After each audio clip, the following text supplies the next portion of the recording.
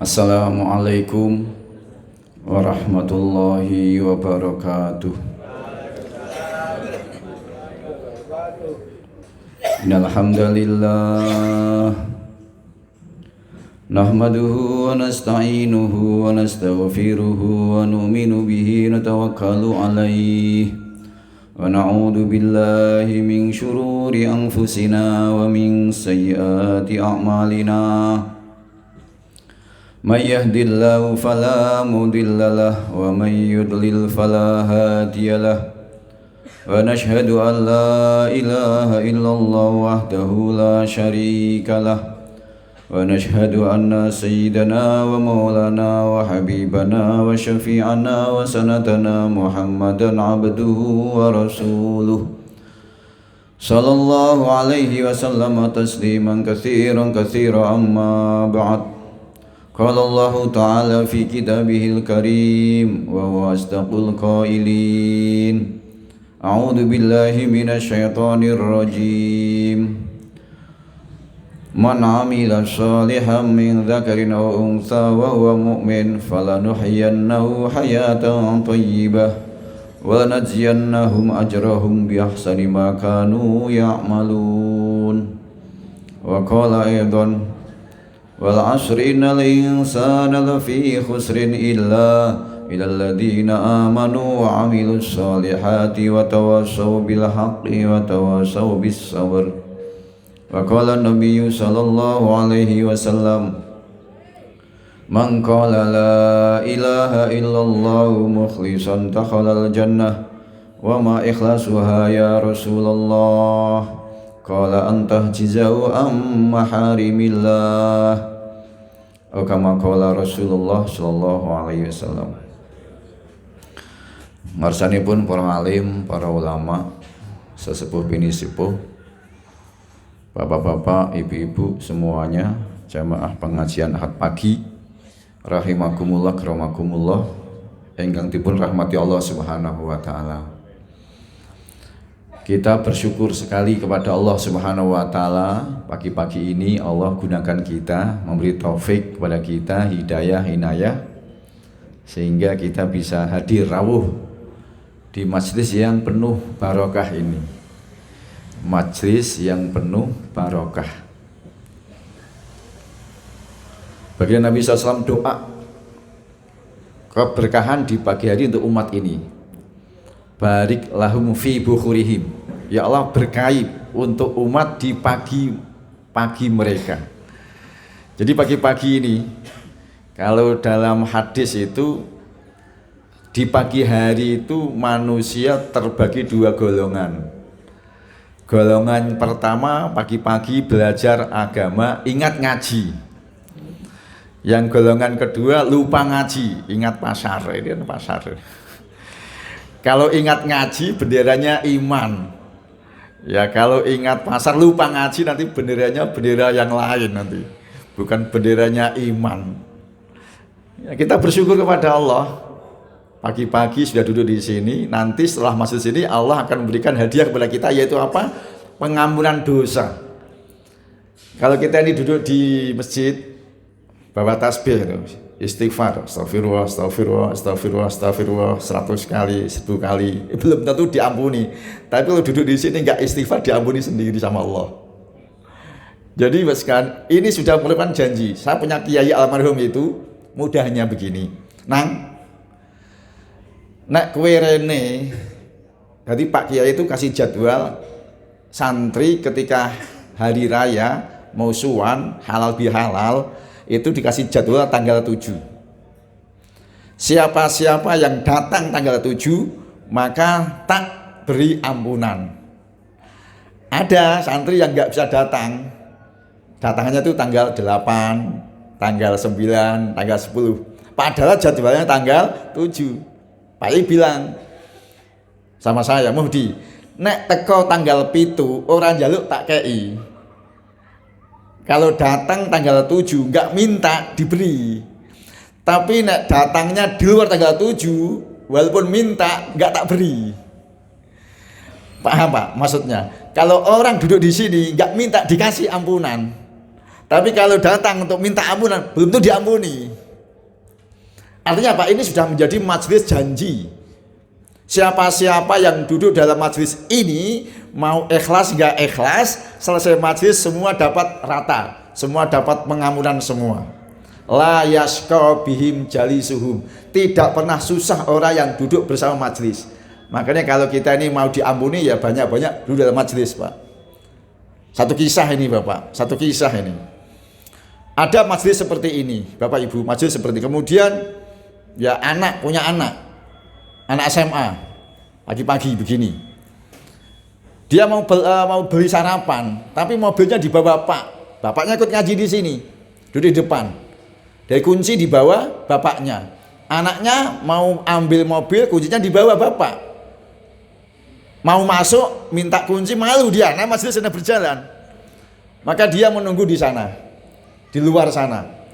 Menunggu bapak selesai ngaji karena mau ambil kunci mobil untuk beli makan sarapan pagi. Gelisah di sana, nggak selesai nih ngajinya ini. Ini saya mau beli sarapan ini. Bapak sekalian, akhirnya dia sabar nunggu majelis selesai. Ngeten. Begitu selesai majelis, konsumsi berjalan, ada makan, ada minum. Maka anak itu dia datang langsung, Pak, kunci mobil mana? Saya mau ada hajat. Ini langsung dikasihkan kunci sama anaknya tadi. Mobil dibawa. Sudah. Sejam kemudian, bapak ini masih di majelis, ada telepon kalau anaknya sedang accident, kecelakaan. Bawa mobil tadi, buru-buru, pagi-pagi, nabrak. Jadi kalau di India sana itu pagi-pagi itu kambing, sapi, kerbau itu sudah pada keluar jalan itu. Wah, itu karena buru-buru nabrak sapi, Pak. Oh, masuk rumah sakit. Ringkasnya innalillah, meninggal. Itu anak. Tetapi setelah sehari, 2 hari, 3 hari, itu bapaknya mimpi ketemu anaknya. Oh, ganteng, dalam mimpinya tuh anaknya tuh gembira, senyum, senang gitu kan. Padahal waktu kecelakaan itu ya kasihan itu. Bapaknya berpikir, anak saya kok seperti ini kondisinya, menyenangkan, bagus, apa semua bahagia itu kan. Datang ke kiai, nanya urusan anaknya. Pak Yai, saya mimpi anak saya belum genap 1 minggu ini kok begini. Pak Yainya nanya, apa yang dibuat anakmu terakhir kali sebelum meninggal? Diingat, oh, dia menunggu pengajian selesai. Amalan terakhir menunggu pengajian selesai. Oh, ini sebabnya. Karena anakmu nunggu pengajian selesai sehingga dapat ampunan Allah. Begitu ampunan diberikan, dia meninggal dunia, maka mati tanpa dosa. Mati tanpa apa? Meninggal setelah duduk dalam majelis. Persis yang Nabi sabdakan dalam hadis, ketika ada pemuda masuk majelis, Nabi pandang nggak suka. Kenapa? Ini baru macam-macam dia dibuat di luar. Tapi begitu majelis selesai, Nabi senyum. Tanya kenapa? Waktu datang penuh dosa, waktu pergi dosanya bersih. Jadi artinya apa, Bapak sekalian? Saya tegaskan kembali, siapa yang ikut dalam majelis seperti ini, maka mau minta nggak minta, semua Allah bersihkan dosanya dan semua keburukan Allah ganti dengan kebaikan. Inilah pentingnya majelis seperti ini. Maka besok-besok kalau ke sini bawa lagi banyak orang ke sini. Ya jangan berangkat sendiri. Kalau perlu bawa undangan supaya banyak-banyak orang datang, supaya banyak-banyak orang dapat ampunan. Insyaallah, Pak ya. Nah, ini satu poin. Yang kedua, kita bersyukur kepada Allah, alhamdulillah. Bapak Ibu yang dirahmati Allah Subhanahu wa taala. Yang kedua, ini ya biasa pagi-pagi ngeten iki orang mulai sibuk. Yang petani sibuk ke sawah, yang pedagang mulai sibuk ke pasar, yang pejabat ya mulai pergi ke kantor, kalau hari ngantor. Semua orang sibuk dengan segala aktivitasnya. Bapak yang dirahmati Allah Subhanahu wa taala, dengan kesibukan yang berbeda-beda niki, tujuannya cuma satu saja. Kira-kira ini tujuannya satu saja. Nopo? Cari kebahagiaan. Itu saja. Semua orang ingin cari bahagia. Yang petani melalui pertaniannya supaya nanti dapat panen bisa dijual jadikan uang. Nanti kalau punya uang, mau punya mobil bisa beli mobil, mau punya rumah bisa beli rumah dari hasil bertani. Yang petani. Engkang pedagang nggih ngoten niku sami. Nanti dagang sungguh-sungguh dapat untung, dapat uang. Nanti kalau punya uang ditabung, kalau sudah cukup bisa beli ini dan itu, nanti bahagia. Yang pejabat nggih ngoten niku. Pejabat nanti gajian disimpan, ditabung, dikumpul-kumpul. Nanti kalau sudah ngumpul, punya uang banyak, apa yang dia mau bisa terpenuhi, bahagia. Ngoten niku kan? Kabeh ngoten niku. Mbok ten luar negeri ngoten niku wis. Mulai sibuk masing-masing. Satu yang dicari yaitu kebahagiaan. Bapak-bapak, ibu-ibu yang dirahmati Allah SWT, harus kita ketahui, kita pahami dan kita yakini bahwa itu semua tidak akan mendatangkan kebahagiaan kalau tidak ada agama. Kalau tidak ada agama, itu semua tidak akan mendatangkan kebahagiaan. Kalau kita ini lihat sensus penduduk dunia, Pak, negara terkaya itu mana? Terkaya itu mana? Itu kalau di Semarang, Tenggen Kulon niku hampir setiap tahun niku ada orang yang pergi ke luar negeri, Pak. Ini mau berangkat ke Jepang. Orang itu namanya Jepang itu, ini motor-motor itu kan dari Jepang semua, ya, banyak yang dari Jepang itu kan. Dari Jepang itu wah negara maju kan gitu ya. Ada yang ini persiapan mau ke Amerika. Ya, kemarin ada satu teman, Pak Ustadz kirim paspornya, tak uruskan visa Amerika gitu. Ada teman itu. Artinya apa, Pak? Ini gambaran, satu penjelasan. Sepertinya mereka orang Amerika, orang Jepang, orang Cina yang punya segala-galanya itu orang yang paling bahagia. Kalau teman-teman nanti pulang ke Semarang cerita di Jepang seperti apa, di Afrika seperti apa, di Amerika seperti apa, di Pakistan seperti apa, di Bangladesh seperti apa, mereka ceritakan Kuzari. Yang pulang dari Jepang Karguzari, pulang Amerika Karguzari, cerita, pulang Jepang cerita, pulang Amerika cerita, pulang Bangladesh cerita. Ternyata bukan orang Jepang yang paling bahagia, bukan orang Amerika yang paling bahagia, bukan orang yang maju-maju negaranya, bukan. Justru orang yang paling bahagia yang banyak didapati orang-orang yang ada di negara miskin. Bangladesh contoh ini. Kok bisa orang miskin bahagia? Kok bisa orang kaya menderita? Semua orang cita-cita, nggak ada orang cita-cita miskin. Ada, Pak, yang mau cita-cita orang miskin? Nggak ada. Kalau doa mintanya apa? Kaya. Nggak ada minta doa miskin. Ya, padahal Nabi sendiri, Nabi kita itu ngajak doa miskin loh. Allahumma ahyini miskinan wa amisni miskinan wahsyurni fi zumratil masakin. Ya Allah, hidupkan saya dalam keadaan miskin, matikan saya dalam keadaan miskin. Amin, Pak. Nggak berani. Nggak berani. Kalau doa miskin nggak berani. Kalau doa ya Allah berikan harta yang melimpah. Amin. Itu kan enggak ya? Iya, karena memang susah. Bayangan kalau miskin itu susah. Bayangan kalau kaya itu enak kan gitu, Pak. Itu Nabi sendiri doa Allahumma ahyini miskinan. Gak ada yang ikut-ikut itu. Padahal Nabi ini doa ini ada dalam kitab itu ada. Wahsurni fi zumratil masakin. Kumpulkan kami bersama orang-orang miskin. Nabi juga pesan Aisyah, kamu kumpulah orang-orang miskin. Tapi kita ini sendiri kita nggak mau jadi orang miskin. Minta ya Allah jangan miskin kan gitu, Pak.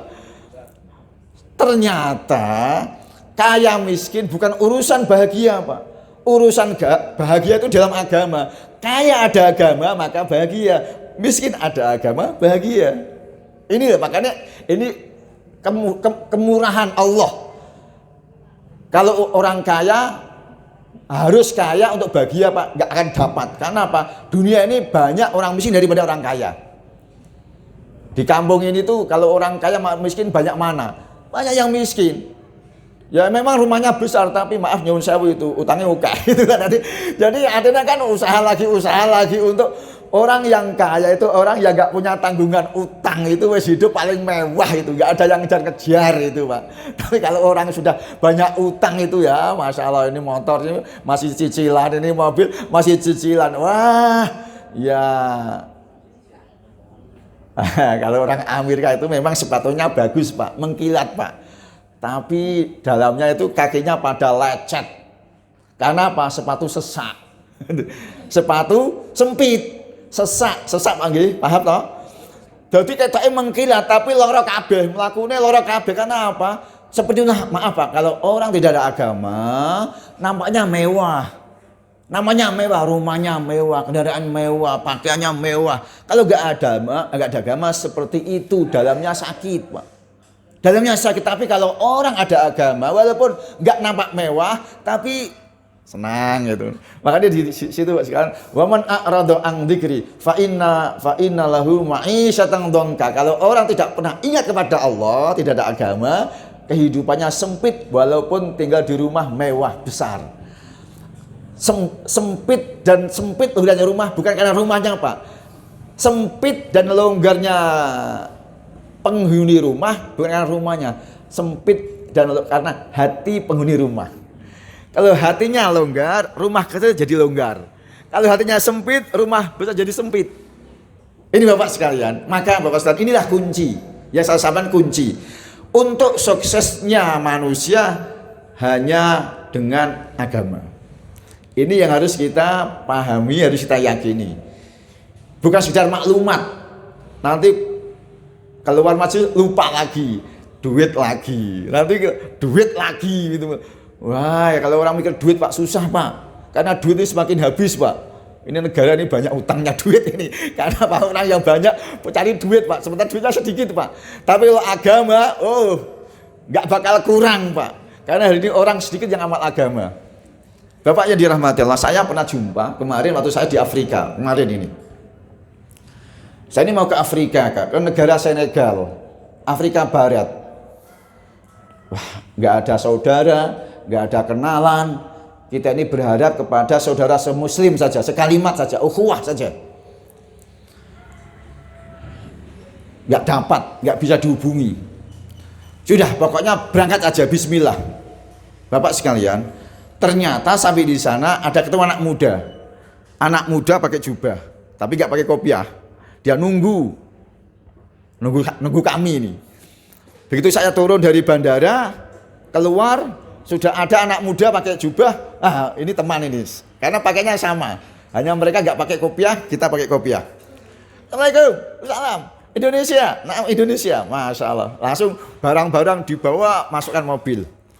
Kita 6 orang, mereka jemput 2 mobil. Ternyata nggak cukup. Karena orang 6, setiap orang bawa 2 koper besar-besar gede karena mau ke Afrika 4 bulan. Maka mobil kurang 1, dia panggil, Pak sini taksi. Ini barang-barang masukkan taksi. Saya sama teman anak muda, kenalan. Nama siapa? Dia bilang nama saya Isa. Oh iya saya Muhdi. Ngobrol-ngobrol. Ternyata ini anak ini pernah mondok di Magelang. Ini anak ini bisa bahasa Indonesia karena pernah mondok di Magelang 6 bulan. Saya heran ini, kapan kamu mondok? Karena Magelang mondok saya, dan dia mondok di Magelang. Jauh memang. Loh kok bisa? Kamu ini orang mana? Kok bisa mondok di Magelang? Dia cerita Pak, saya ini kelahiran Prancis. Tahu Pak negara Prancis? Prancis. Hah? Pernah kenal ya? Nanti Pak ke Prancis Pak. Iya, kalau Prancis Pak, jenengan datang ke Prancis nanti bisa membandingkan bagaimana kondisi Prancis sama kondisi Subah. Di Prancis orang Islamnya itu seperti orang Saudi Pak, semua pakai begini semua. Orang Prancis itu Pak, padahal itu kalau dibuka itu londo itu merah semua, tapi sudah pakai hijab, sampai anak-anak remaja SMA itu pakai hijab Pak. Ajib, kalau orang kok beda ya. Seperti di Saudi padahal di Eropa. Ya, saya cerita nih Pak, nggak lama-lama ini. Mas, terus jadi saya ini kelahiran Prancis. Saya itu jalan-jalan mencari hiburan, turis ke Chili, negara Chili, Pak. Berapa jauh dari Prancis ke Chili itu? Amerika, Prancis ke Amerika. Dia ya seperti anak muda naik gunung, turun gunung, naik turun terjun laut itu. Ketemu jamaah Indonesia yang sedang bergerak di Chili. Chili bergerak, dia taskil, dia ajak cerita agama, kejayaan dalam agama, sukses dalam agama. Kalau ingin bahagia dalam agama, di luar agama nggak ada bahagia, di laut-laut nggak ada agama, di gunung-gunung nggak ada kebahagiaan. Begitulah cerita kesuksesan, Pak. Akhirnya dia masuk karena dia ingin bahagia, tapi di sini nggak dapat bahagia. Kalau mau bahagia, amalkan agama. Bagaimana caranya? Pergi ke Indonesia, dibawalah ke Indonesia. Sampai di Indonesia karena dia masih muda. Kita di Pondok Gerincing, Payaman, ngajar bahasa Inggris, dapat 6 bulan sudah pinter bahasa Indonesia, pulang, Pak. Baru setelah pulang ke Prancis, Pak. Sekarang sudah menjadi anak muda, bukan jalan-jalan di gunung di lereng, cari dari masjid ke masjid, Pak. Makanya dia kontak Hendrik, dia namanya Hendrik, kamu datang ke Senegal, ini ada rombongan dari Indonesia, salah satu dari santri Magelang mau datang, siap itu dari Prancis terbang ke Senegal untuk jemput kami, Pak. Itulah namanya bahagia, Pak. Kemarin uang banyak dikorbankan untuk cari bahagia, nggak dapat bahagia. Karena apa? Bukan di situ tempat bahagia dalam agama. Maka Pak yang dirahmati Allah Subhanahu wa taala, maka kita di sini ngaji itu sekalian, lagi dengar lagi sampai kita tuh yakin dengan apa yang kita dengar. Kalau ada yakin, kita ada amal. Kalau ada amal, akan dapat apa yang dia mau. Ini Bapak sekalian. Maka Allah berfirman begini. A'udzubillahi minasyaitonirrajim. Man 'amila sholihan min dzakarin aw unsa wa huwa mu'min falanuhyinu hayatan thayyibah. Barang siapa laki-laki, wanita beramal soleh dasar iman, maka jawabannya aku beri dia kehidupan yang thayyibah, kehidupan yang bahagia di dunia. Akhirat walanadziyannahum ajrum bi ahsani ma kanu ya'malun, akan dapat pahala jauh lebih baik, lebih besar daripada apa di dunia ini. Bapak sekalian, namanya bahagia itu, Pak, dalam 3 perkara, Pak. Hidup bahagia, 1, keluar dari segala persoalan. Orang hidup dunia itu, Pak, masalah itu gak pernah habis, Pak. Ada saja. Saya ini gak punya masalah ya ketika anak kecil itu. Anak kecil main, canda, apa-apa minta orang tua itu gak, no problem, gak ada masalah. Tapi begitu kita masuk kepada kehidupan yang sebenarnya, beristri, beranak, baru masalah datang. Oh, masalah istri, masalah anak, masalah pekerjaan, masalah ekonomi, masalah lingkungan. Belum lagi kita keluar masalah, punya kakek, punya nenek, sudah undur. Masalah lagi ngurusi kakek yang undur. Meninggal dunia, gantian bapak ibu yang sakit. Jadi nggak pernah selesai itu masalah. Dunia tempatnya masalah. Tetapi kalau orang yang bahagia di dunia, maka dalam segala persoalan dia akan mudah keluar masalah. Keluar. Itu pertama. Hayatan thayyibah itu setiap masalah datang dia mudah keluar dari masalah. Hatta ulama menyampaikan, seandainya ini bumi menjadi tembaga, emas menjadi besi dan rubuh, sehingga orang akan terhimpit daripada bumi. Orang yang ada iman dan takwa, maka dia akan bisa keluar daripada rubuhnya langit ini, Pak. Keluar dari masalah. Itu 1 poin. Orang yang bahagia. Yang kedua, orang bahagia itu rizkinya tidak disangka-sangka. Orang tidak menyangka datangnya rizki datang. Namanya bahagia. Rizki itu mudah datangnya, bukan susah. Karena rizki itu orang sudah dijamin. Hidupnya sekian, rizkinya sekian. Tapi kenapa susah didapat?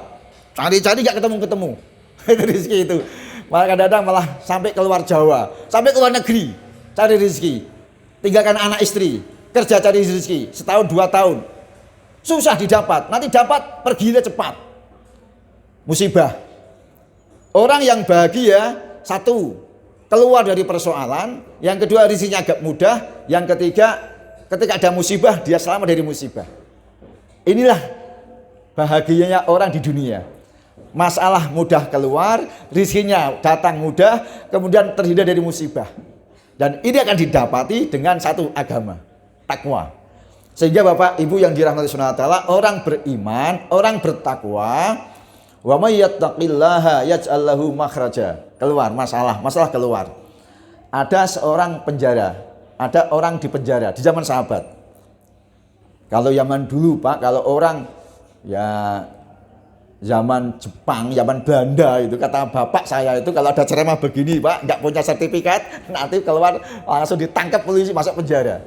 Yang boleh ceramah begini orang yang punya sertifikat, hanya kiai-kiai aja. Nggak boleh orang-orang yang tidak punya sertifikat dakwah, kok dakwah apalagi pengajian, nanti keluar polisi datang, masuk penjara. Jadi kan dulu kiai-kiai dulu itu taruhannya penjara. Penjara, kiai-kiai dulu penjara. Nah ini ada orang di penjara Pak, namanya anak di penjara, bapaknya susah.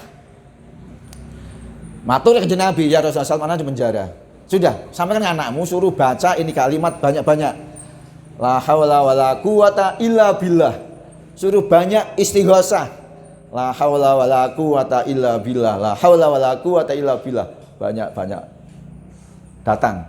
Pesan dari Nabi supaya banyak zikir. La haula wala quwata illa billah. La haula la haula la haula. Subhanallah.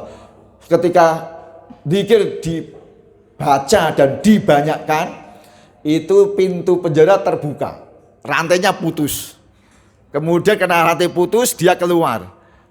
Ini lapangan ini banyak binatang ternak, ada onta, ada kuda, apa semua. Dia lari, ambil dia punya kuda satu, kendarai, naik, pergi pulang ke rumah. Onta-onta semua ikut semua. Pulang ke rumah. Jadi waktu pulang ke rumah tuh ramai sekali suara onta, suara kuda itu. Maka heran nih orang tua ini. Ada apa ini? Ternyata anaknya pulang dari penjara. Bawa onta, bawa kuda banyak. Lari kepada Nabi SAW. Ini ada anak saya pulang, onta, kuda pada ngikuti semua. Apa Nabi? Itulah opahnya orang yang bertakwa. Itu onta, kuda itu milik anakmu semua. Opahnya orang bertakwa. Wa may yattaqillaha yaj'al lahu makhraja wa yarzuquhu min haitsu la yahtasib. Ini orang beriman bertakwa, Pak. Cerita ini bukan cerita ngarang mboten, Pak. Ini enten, Pak. Supaya kita ini usaha dalam iman takwa supaya semua urusan selesai, Pak. Hari ini kita umat Islam ini maaf Pak ya, itu ketika diajak ke masjid susah, diajak ngaji susah. Kenapa? Dia terikat dia. Ekonominya, istrinya, anaknya lah, kampungnya lah, sehingga nanti dulu. Nah, untuk melepas ikatan itulah dengan iman dan takwa. Lalu lepas ikatannya sehingga dia bisa amal agama, lepas dia bisa ke masjid, lepas dia bisa amal agama, dan dia akan mendapati kebahagiaan sebenarnya. Satu orang lagi penjara Pak. Ini orang Islam, ini orang iman. Di penjara, maaf Pak ya, junub. Di penjara junub. Wah, junub, sembayangnya gimana ini? Wah, maka penjaga, Pak, saya minta air untuk mandi, Pak. Saya ini junub ini. Ya gak boleh. Ini minuman kamu ini jatah 1 gelas 1 kali, berarti 1 hari 3 gelas. Gak boleh lagi. Ya kalau begitu yaudah, untuk 3 hari 5 hari tak minta air saya. Jadi nanti saya gak minum 3 hari. Gitu. Dia mau mandi masalahnya apa? Cuma adanya air minum. Kalau dia mau mandi harus air minum selama berhari-hari. Gak minum, sekali diminta.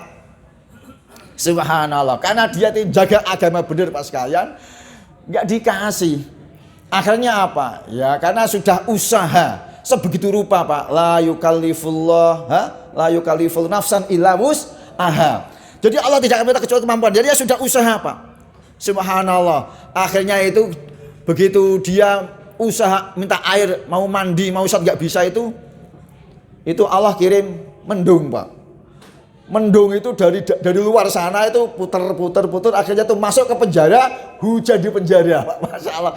Jadi seperti ada shower itu. Hujan, mendung itu keluar, puter masuk penjara, hujan di penjara.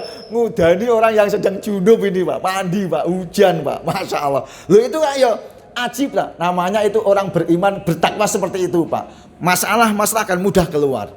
Jadi Bapak Ibu yang dirahmati Allah SWT, maka inilah kunci untuk mendapatkan kesuksesan yang sebenarnya hanya dengan agama. Lah agama itu dasarnya iman, Pak. Nek orang no iman nggak bisa amal agama.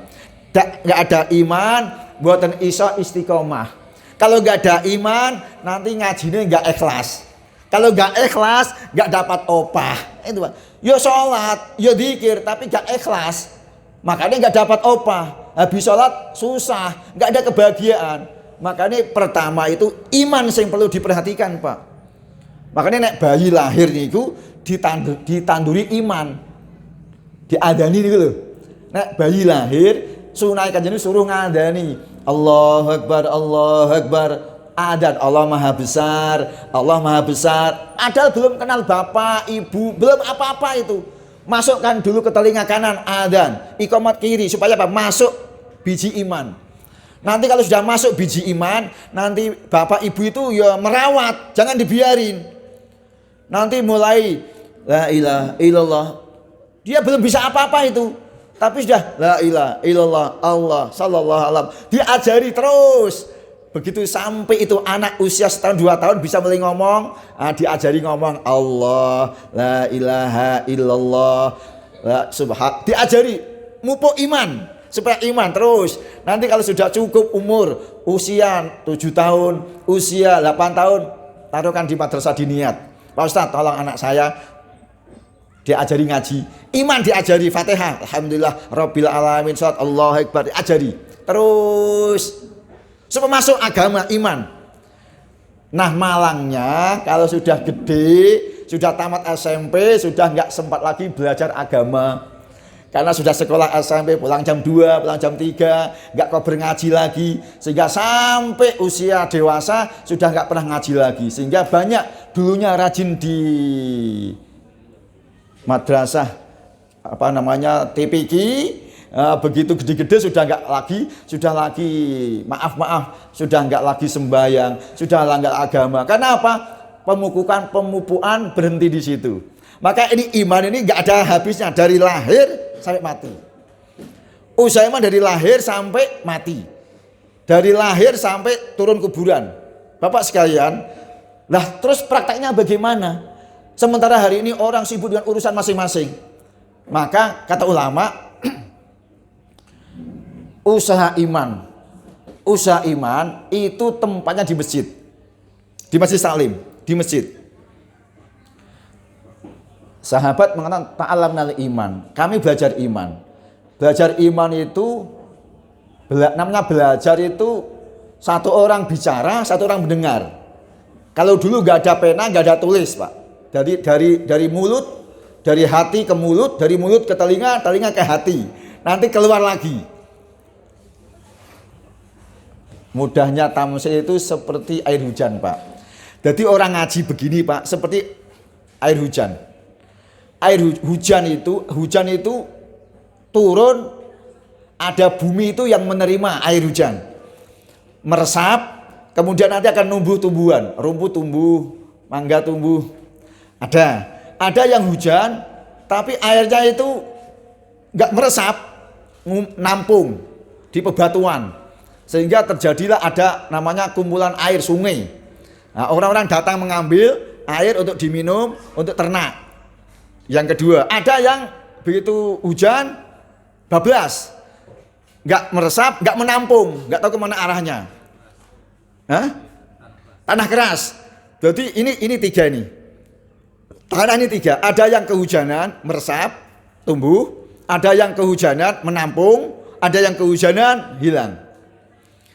Orang ngaji ini ada yang dengar, kemudian paham, masuk, kemudian terkesan hati. Kemudian nanti diamalkan. Ada yang dengarkan pengajian, masuk telinga, ngumpul di otak, nggak masuk ke hati.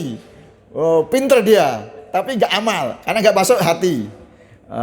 Nanti bisa menyampaikan dia, bisa di mana-mana. Ada yang masuk 12. Ada yang masuk 12. Jadi masuk. Tadi ngajinya apa ya? Nggak masuk 12. Jadi begitu sama sini masuk ini. Jadi orang sebegini banyak itu ada 3 golongan ini. Ada yang terpengaruh, ada yang terkesan, bisa buat, ada yang masuk, oh ya bagus itu, ada yang apa ya, itu ada Pak. Bapak yang dirahmati Allah Ta'ala, seperti hujan begitu. Maka Bapak yang dirahmati Allah, dalam iman seperti itu. Maka orang ini hujan sekali kadang-kadang nggak nampung, hujan 2 kali nggak meresap, maka lagi hujan lagi. Kalau pengajian per minggu begini Pak, itu untuk mengesankan memang sedikit agak susah. Kalau ingin lebih cepat, ya nggak pulang Pak. Ya nggak pulang Pak. Artinya apa? Satu contoh lagi Pak. Bapak punya jam tangan, jatuh di comberan. Ya. Kemudian, itu jamnya di sini. Bu, itu jamnya di sini. Tolong ambilkan air.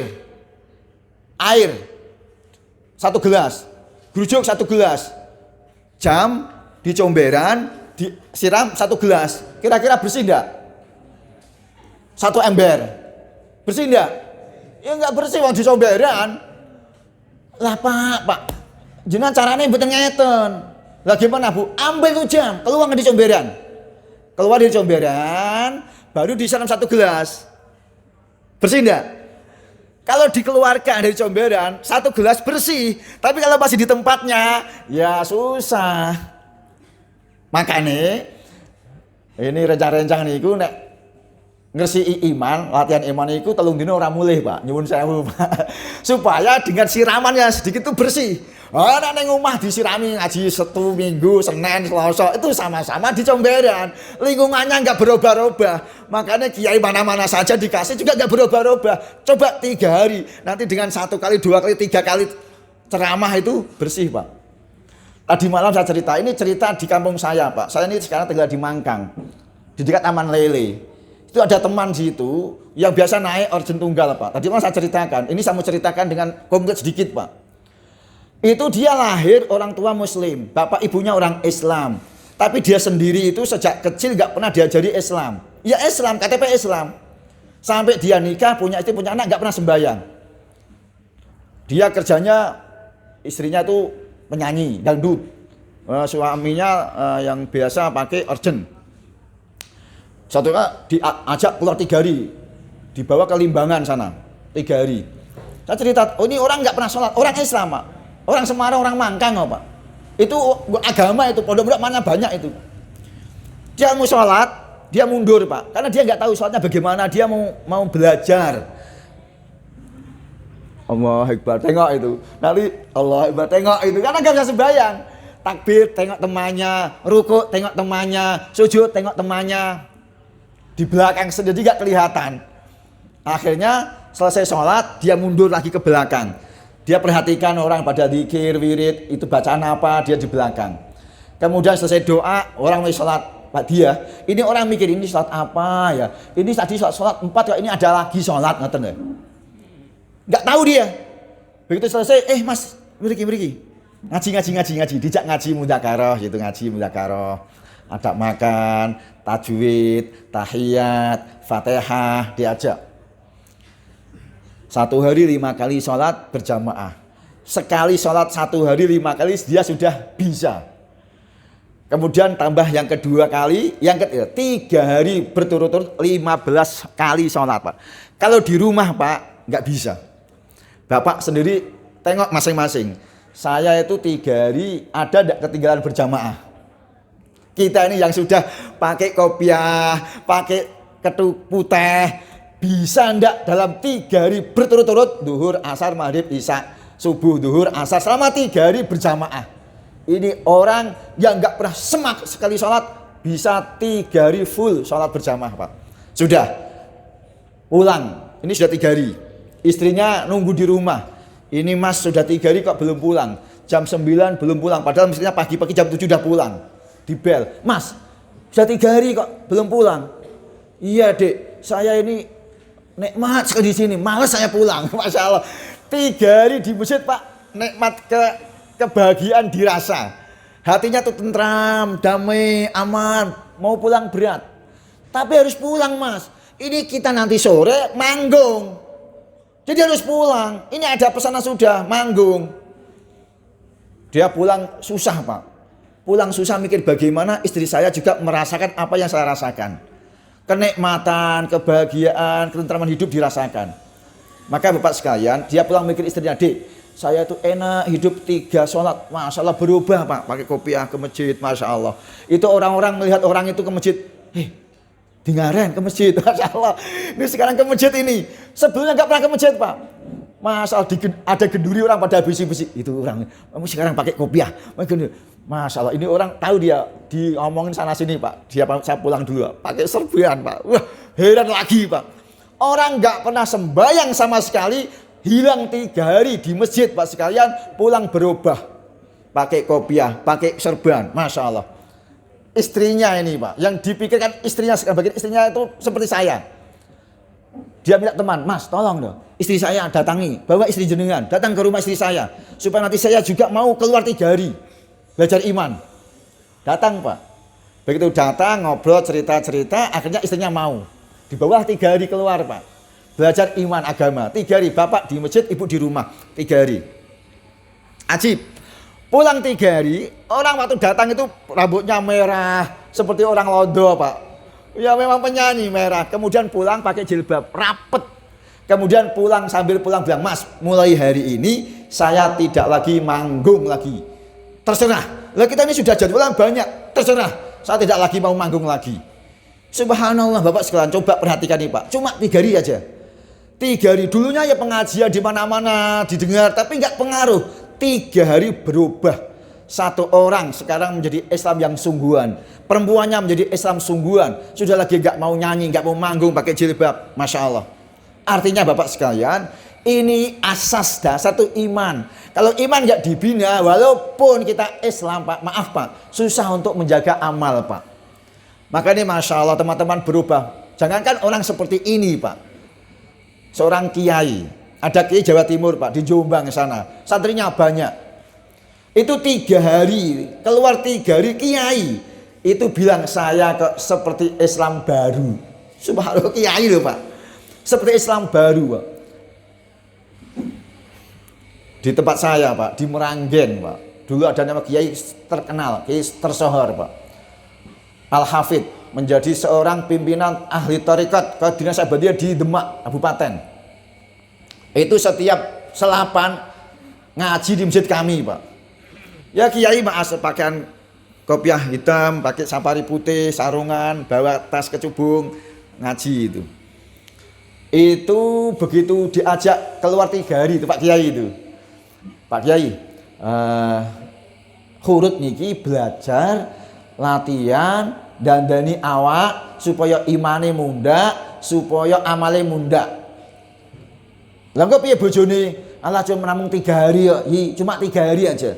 3 hari nek mboten duwe duit ya sangu beras, wong desa niku enten beras, duwe brambang bawang sayur. Bener, Pak. Almarhum Kiai Marwan itu datang ke markas sangune 1 kerdus beras, 2 kilo brambang, bawang, ikan asin. Keluar 3 hari. Karena dia orang Semarang dibawa ke Magelang. Di Payaman, dikeluarkan di Payaman sana. Pak Yumlisun waktu itu masih ada, Nusroh, karena sama-sama Kiai. Pak Yuzeron datang, Nusroh, Masya Allah. Kiai keluar, Kiai kondang di Demak keluar 3 hari. Maka Kiai senang, nanti keluar ke Temboro ya, ke Magetan ya, dibagi masa, insya Allah, insya Allah. Seorang Kiai Pak, begitu pulang 3 hari, pengajian mulai sudah ganti peci. Kemarin pakai peci hitam, sekarang pakai kuplah putih Pak. Kemarin nggak pernah serbanan, sekarang serbanan. Orang kiai haji berkali-kali, tapi karena di kampung lingkungan nggak ada orang serban, nggak ada orang jubah, jadi kiai ya umumnya. Tapi setelah keluar 3 hari pakai putih, pakai sorban. Kasih target ini sunnah Nabi. Pak Haji supaya pakai seperti ini ya minimal lah seminggu sekali di Jumat. Itu dikasih target itu Pak Kiai itu. Subhanallah. Lo Kiai ya Pak. Kemudian kalau ngaji kitab, ada santri-santri perempuan itu nanya, ini auratnya kok ngaten Pak Yai, prakteknya pripun ya? Pak ini bingung mempraktekkan bagaimana wanita tutup aurat. Ya kalau tempat kita ya pakai jilbab itu. Tapi ini jilbab ini aurat dipakai ketika sholat. Tapi di luar sholat nggak pakai seperti ini gitu. Tapi nggak punya cara dia. Begitu ada orang lewat pakai hijab, nah itu seperti itu. Ajib. Jadi pas sekalian dulu, kalau orang ini nggak di bawah 3 hari Pak, nggak pernah belajar Islam. Keluar 3 hari itu belajar praktek Islam. Pertama imannya, Allah yang kuasa, makhluk tak kuasa. Allah yang memberi rezeki, selain diberi rezeki, Allah yang menjaga, selain dijaga. Itu disampaikan dalam keluar terus. Bukan saya kasih rezeki, bukan ibu yang kasih rezeki, anak bukan, Allah yang kasih rezeki. Allah kasih rezeki saya, istri saya, anak saya. Anak 1 rezekinya untuk 1, anak 2 untuk 2, anak 3 untuk 3, anak 10 10. Jadi nggak usah takut punya anak banyak. Itu kalau di tempat saya itu anak itu nggak berani Pak, paling 2. Karena warisannya cuma 2. Saya punya warisan, istri punya warisan. Jadi punya anak 2, saya punya 2. 3 nggak berani nanti dapat apa. Itu. Karena apa? Dia nggak ada keyakinan, maaf Pak. Kalau dia bilang Allah kasih rezeki, banyak tanah luas, banyak, nggak usah takut Allah sih. Akhirnya berani Pak, punya anak Pak. Orang Islam ini anak rezeki dari Allah, tambah anak tambah rezeki, tambah anak tambah rezeki. Kalau ada orang anaknya berapa 10, kaya, bukan kaya rezeki, kaya anak. Kalau kaya anak rezekinya banyak. Jadi iman yakin, ketika iman yakin disampaikan, maka dia mudah untuk buat amal. Saat berjamaah ringan, karena di masjid duhurnya, asarnya, maghrib, isya, subuhnya. Masya Allah, 5 waktu berjalan. Kalau 3 hari 15 kali. Belum lagi masalah makan, masalah tidur, masalah berjalan, berpakaian. Jadi 3 hari belajar praktek Islam. Sehingga orang keluar 3 hari seperti Islam baru. Ini Bapak, nanti kalau orang 3 hari setiap bulan Bapak sekalian, nanti Islam dia akan kental dia. Setiap bulan cuma 3 hari aja kok. Belajar. Kalau kita kerja ini, kalau kerja di proyek itu 1 hari minimal 150, 120, 150. Untuk 3 hari itu 150 itu turah Pak. Kerja 1 hari dipakai 3 hari itu sisa. Itu kalau kita ini ke Jepang, teman-teman ke Jepang Pak, itu paling bawa uang itu 15 juta. Ya, $1.000. Paling banyak $1.500, 20 juta untuk masa 4 bulan. Itu teman-teman itu nanti 4 bulan itu uang segitu itu pulang 4 bulan di Jepang, pulang bisa beli oleh-oleh. Sementara kalau orang melancong, tidur bayar, makan bayar. Kalau ini kan tidur nggak bayar Pak, di masjid.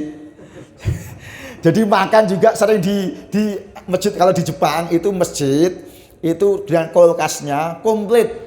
Daging ada, beras ada, sayur ada, tinggal ambil, masak, nanti kalau orang masjid tengok potong, isi lagi. Jadi kendaraan disepinjami.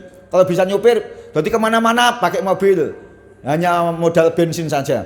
Kemudian makan gratis, tidur gratis. Kalau orang tidur bayar, makan bayar, itu 100 juta pun nggak cukup untuk 4 bulan. Nggak cukup Pak. Ada ustadznya, adiknya Gus Dur, Pak Kiai itu sama ke Jepang, baru seminggu tuh 1 juta habis. Loh kamu 4 bulan uang 15 juta masih turah. Ini berkah ini Pak. Makanya orang 3 hari itu urunan. Masa saya di mana tuh di Afrika kemarin Pak, itu Masya Allah ya, itu namanya cari iman Pak. Korbankan uang untuk cari iman. Hari ini umat Islam korbankan agama untuk dapat uang. Kalau orang beriman korbankan uang untuk cari agama. Tapi orang agama sekarang korbankan agama untuk cari uang. Ini musibah Pak. Kita sedang dapat orang-orang kita di Malaysia, di Singapura, di Saudi Arabia. Ya korbankan agamanya untuk cari uang. Nah kita ini sekarang korbankan uang untuk cari agama. Itu urunan Pak G, mau makan hari ini urunan di Senegal sana barang-barang mahal, urunannya setiap hari kurang lebih 60.000. Kita ini 6 orang, setiap hari 60.000 urunan, masak sendiri ya, Masya Allah. Saya yang bisa jadi pintar masak. Ketemunya orang Padang, bikin masakan Padang, rendang. Ketemu orang Jogja, masakan gudeg Jogja. Ketemu orang macam-macam. Hari-hari kita belanja ke pasar, orang Indonesia, bicara agama, datang agama, Masya Allah. Masjid Pak, dalam masjid sana Islamnya lebih banyak dari kita, 95% Muslim. Masjidnya besar-besar, dikirnya kuat-kuat. Dikirnya tasbihnya itu bukan 1 2 Pak, tangan kanan pegang tasbih, kiri pegang tasbih, enggak cukup, leher dikalungin tasbih. Wah, kemana orang pasar juga tasbihan, orang jalanan tasbihan, orang jalan-jalan tasbih semua, Pak. Maaf, cuma wanitanya nggak ada yang pakai jilbab. Musim panas lagi, wah, jadi cuma orangnya hitam-hitam, Pak. Jadi wah, orangnya hitam-hitam semua, orang Afrika, Pak. Tapi kita datang ceramah agama dengan agama, masya Allah, mereka senang, Pak. Ini jauh-jauh ke Indonesia, datang ke sini biaya sendiri, hanya untuk urusan agama, silaturahmi, masya Allah. Indonesia itu mana tahu jauh. Kalau mereka kan tempat terbenamnya matahari, lah kita di tempat munculnya matahari, Pak. Jadi orang timur ke barat. Kalau kita menghadap ke barat, mereka menghadap ke timur untuk sembahyang. Masya Allah, ini biaya sendiri coba, Pak. Orang banyak terkesan, Pak, kok ada orang yang begini jauh-jauh nggak kenal siapa untuk agama. Bapak sekalian, ini pelajaran, Pak. Artinya ini juga untuk kita semua. Nanti juga bawa istri juga. Oh, masya Allah, jalan sama istri. Saya bawa istri saya ke Qatar, Pak. Ya tadi beliau cerita, Pak. Ya, saya bawa istri saya ke Qatar, Pak. Ke Qatar, Pak. Waktu itu ketemu raja, diundang. Kami diundang. Dia bilang, Ustaz, saya ini punya double paspor. Satu paspor kerajaan, satu paspor umum. Kalau saya keluar dari negara harus pakai paspor umum. Orang nggak tahu. Tapi kalau saya paspor negara saya nggak bisa umum, pakai tamimi, Pak. Itu dia bilang begini, Ustaz, negeri saya di Qatar ini punya 1000 masjid. Punya berapa? 1000 masjid. Kita Indonesia nih, Pak, punya 1 juta masjid. Indonesia punya 1 juta masjid. Di Batang nih berapa masjid? Pinten, Pak Haji? Hah? Oh, ini 3.000-an, Pak. Qatar satu negara cuma 1000 masjid. Di sini 3.000 masjid. Lombok 1000 masjid. Lombok. Dia bilang begini, Ustaz, saya punya 1000 masjid. Tak panggil imam, tak gaji. Tak panggil muadzin, tak gaji. Tak panggil marbot, tak gaji. Gaji imam berapa di sana, Pak? Gaji imam minimal 30 juta. Gaji imam sebulan. Cuma ngimami 5 kali. Gajinya 30 juta. Nanti setahun beli Pajero, Pak. Pak Imam, Pak. Beli Pajero, Pak. Muadzin berapa gajinya? 15 juta. Muadzin, Pak. Tak gaji. Semua. Dia bilang sama saya begini. Masjid semua bebas untuk jemaah tabligh. Kalau ada imam atau marbot muadzin yang menolak jamaah tabligh, laporkan ke saya, tak ganti imam baru. Ini masjid-masjid saya, gitu, Pak. Bawa umat ke masjid. Selama masjid saya makmur, maka Qatar tidak akan ada musibah datang. Keberanian datang. Mereka itu punya penghasil bumi cuma satu aja, Pak, minyak aja, Pak. Minyak aja. Kita Indonesia ini minyak punya, kayu punya.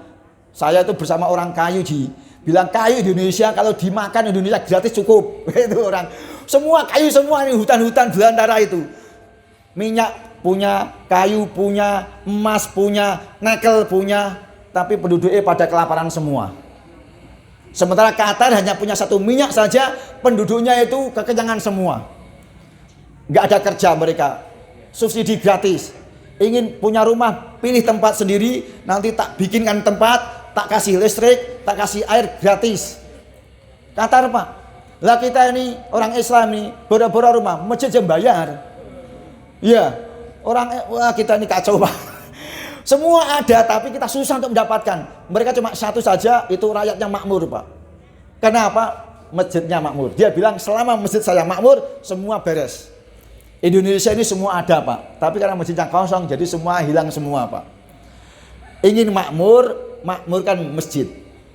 Ingin makmur. Karena masjid ini berdoa, ini masjid ini, Pak. Allahumma amirhum kama ammaruni. Ini masjid doa, ya Allah makmurkan mereka seperti mereka memakmurkan saya. Masjid, Pak, berdoa. Ya Allah sia-siakan mereka sebagaimana mereka menyia-nyiakan saya. Maka Mbak sekalian, orang-orang yang agama itu laki-laki wanita paham. Bapaknya bilang, "Yo nak ke masjid, nak." Bulet bapaknya ngajak anaknya bulet. Ibunya tandang, "Nak, sana lo, pergi ke masjid sama bapak. Ini sarungnya, ini kupluknya." Kira-kira kalau ibu begitu berangkat ada anaknya, Pak? Berangkat, seperti anak sekolah itu loh. Ibu itu, "Nak, ini sekolah ini loh, ini seragamnya, sarapan, mangkat." Masalahnya sekarang itu ibu-ibu sekarang nggak bisa seperti itu. nggak bisa mengarahkan anaknya ke masjid, sehingga anaknya nggak ke masjid. Anaknya mana bu? Tidur. Ibu itu gimana? Itu anak-anak ibu ini sudah umur 15 tahun, sudah umur 20 tahun, ini subuh masih tidur, ibunya nggak berani bangun anak pak. Coba kalau ibunya anak bangun, Masya Allah.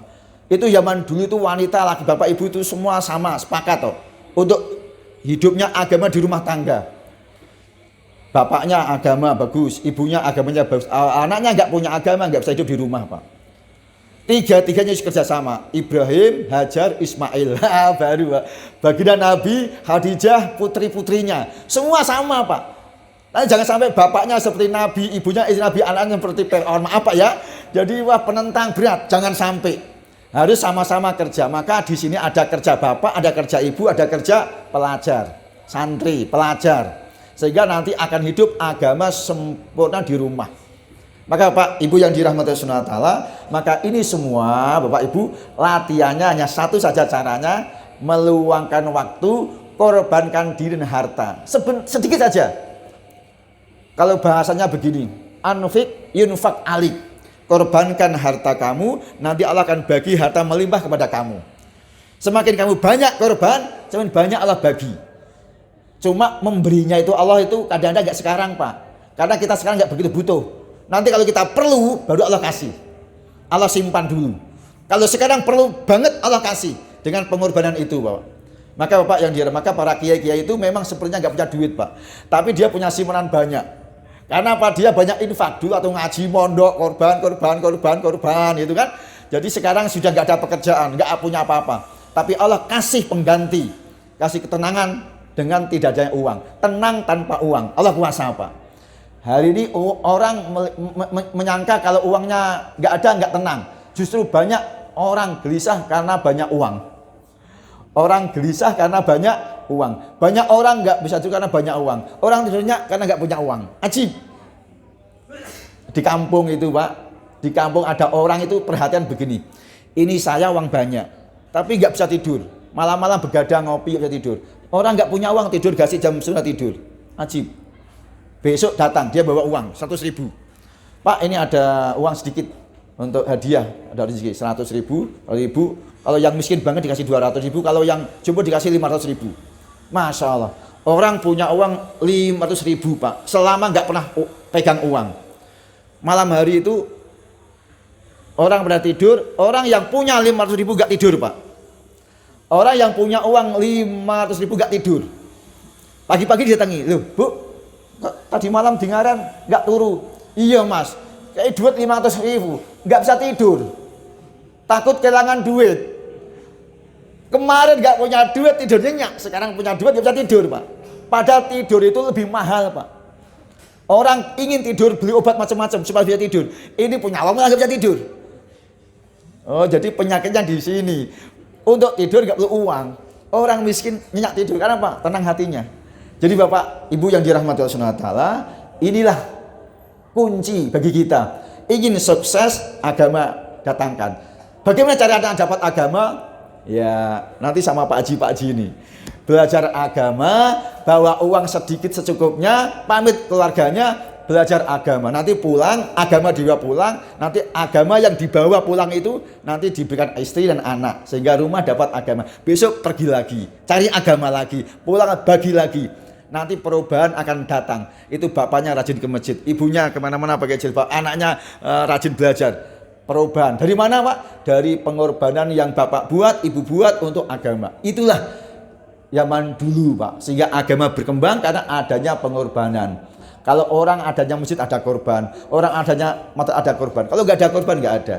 Maka ini menjadi sunnatullah. Orang korban untuk agama, agama akan kembangkan. Bapak-bapak, ibu-ibu yang dirahmati Allah, maka tadi diiklankan nanti malam akan ada pengajian sekabupaten. Dan ini juga tadi malam ada di Pekalongan, kemarin ada di Kabupaten Semarang, tadi malam ada di Demak, kemudian di Purwodadi sudah, seluruh kabupaten di Jawa Tengah. Yang sekarang nanti malam Batang, besok lagi Pemalang, besok lagi Tegal Brebes, besok lagi Cilacap berputar sampai tanggal 24 terakhir di Jawa Tengah, di kabupaten. Nanti untuk dalam bulan Juni, Juli persiapan ada pertemuan umat Islam seluruh provinsi Jawa Tengah di Klaten bersama dengan provinsi Yogyakarta. Semua akan ada pengajian seperti ini Bapak. Maka Bapak-bapak yang dengar berita seperti ini jangan ketinggalan. Pertemuan penuh barokah. Seluruh dari desa pada datang. Di sini disediakan berapa? 10 mobil. Nanti Bapak datang ke sini saja, bismillah hanya sampai maghrib sampai jam 9. Berangkat jam sebelum maghrib ke sini, nanti sama-sama di sana jam 9 jam sudah sampai rumah. Insya Allah berkah seluruh kabupaten ada.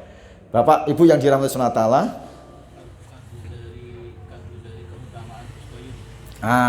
Nanti yang ngisi pengajian itu satu dari Semarang Pak I Abdul Hamid, yang kedua Kiai dari Lasem Gus Koyum. Ini beliau ini seorang kiai, putra kiai di Lasem sana, sudah pernah silaturahim ke India, tempat markas dakwah ini seluruh dunia. Ya, mulai di India, beliau datang ke India, kemudian tengok, Masya Allah, ini usaha seluruh dunia datang, Amerika datang, seluruh dunia datang. Indonesia paling banyak. Saya pernah menulis kehadiran Indonesia ke India waktu itu dalam 2 bulan tidak kurang dari 500 orang. Oh, keluar masuk di India. Beliau datang ke India, Masya Allah, ulama besar, seluruh dunia datang, dari ke Pakistan, keliling-keliling. Maka beliau menulis keuntungan usaha dakwah ini. Di Lasem sana buat pengajiannya. Nah, besok beliau mau rawuh ke sini. Nanti malam Pak, besok. Nanti malam beliau mau rawuh ke sini, ke Batang Masjid Agung. Kemarin waktu ngisi pengajian di Kudus, di pesantren Pak Kiai Asnawi Kudus, beliau juga menyampaikan kepada ahli Kudus bahwa besok hari Ahad tanggal 4 itu Kiai Gus Koyum mau ngisi pengajian di Batang, di Kudus sana. Jadi Bapak insya Allah akan datang dari mana-mana daerah. Bapak yang dekat sini sayang kalau enggak datang. Insya Allah datang semua Pak ya. Bawa teman-teman tetangga, ayo ngaji, nggak bayar, gratis, PP gratis, dapat hadiah, ampunan, Masya Allah, ada berkatnya Insya Allah.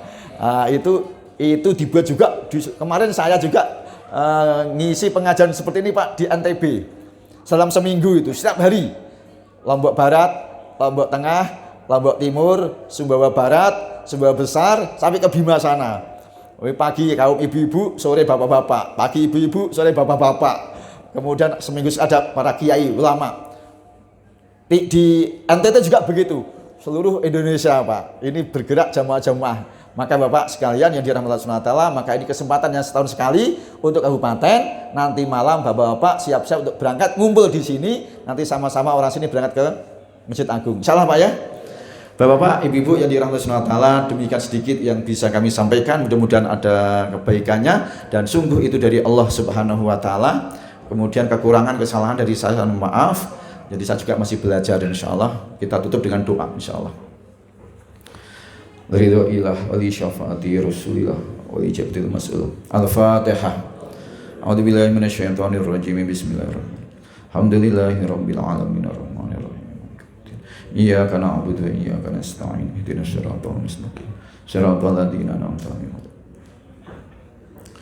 Allahumma shalli wa sallim ala sayyidina Muhammad sayyidil awwalin wal akhirin wa sallim radhiyallahu kulli sahabati rasul asma'in. Rabbana dhalamna anfusana wa illam taghfir lana tarhamna lanakunanna minal khasirin. Rabbighfir warham wa tajawaz amma ta'lam innaka antal azizul akram. La ilaha illallah halimul karim. Subhanallahi rabbil arsyil azim. Alhamdulillahi rabbil alamin. Nas'aluka mujibati rahmatik wa azaima maghfiratik wa la ghanimata min kulli bir salamata min kulli itham.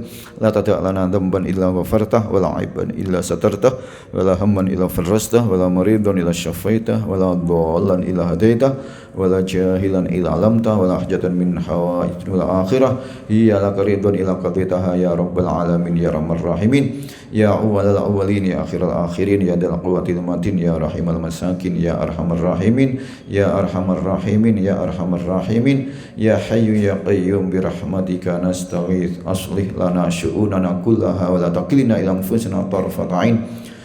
Allahumma habib ilinal iman wa zazzinu fi qulubina wa karinal kufr wa suqa wal isyan waj'alna minar rasyidin tawaffana muslimin wa alhiqna bis salihin ghaira khazil maftunin. Allahumma inna qulubana wa nawasiyana wa jawarihana biyadik lam tumallikna minha syai'an fa idza fa'ata bina fakun anta waliyana wahdina ila sawa'is sabil. Allahumma inna nas'aluka al-huda wat tuqa wal afafa wal ghina. Allahumma hdini wahdina wahdi bina wahdina sawal jinna jami'a waj'al bina sababan liman ihtada. Allahumma hdina siratal mustaqim siratal ladzina an'amta 'alaihim minan nabiyyin was-siddiqin wasyuhada was-salihin wa hasuna ulaika rafiqa. Allahumma arinal haqqa warzuqna ittiba'ah wa arinal batila warzuqna ijtinabah. Allahumma innaka afuwwun karim tuhibbul afwa fa'fu 'anna ya ghafurur rahimin. Allahumma inna nas'aluka min khairi ma sa'alaka minhu sayyidina Muhammadun 'abduka wa rasuluk wa na'udzubika min syarri ma sta'adaka minhu sayyidina Muhammadun 'abduka wa rasuluka antal musta'an wa alaikal balagh. La hawla wa la quwwata illa billahil aliyyil azim. Rabbana atina fid dunya hasanah wa fil akhirati hasanah wa qina adzabannar wa adkhilnal jannata ma'al abrar. Wa sallallahu ala sayyidina Muhammadin nabiyil ummi wa ala alihi washabbihi wasallam. Subhana rabbika rabbil izzati amma yasifun wa salamun al mursalin walhamdulillahi rabbil alamin bi rahmatir rahman. Al-Fatihah. A'udzu billahi minasyaitonir rajim. Assalamualaikum warahmatullahi wabarakatuh.